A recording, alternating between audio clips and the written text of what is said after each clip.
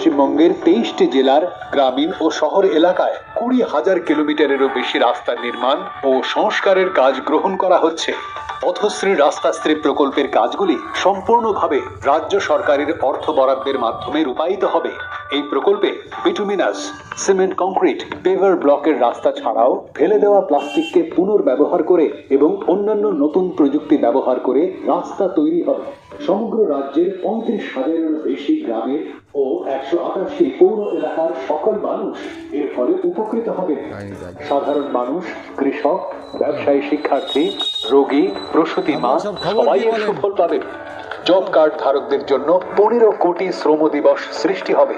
পশ্চিমবঙ্গের মাননীয় মুখ্যমন্ত্রীর স্বপ্নের পথশ্রী রাস্তাশ্রী প্রকল্প রূপায়ণের মাধ্যমে সার্বিক উন্নয়নের পথে পশ্চিমবঙ্গ সরকার।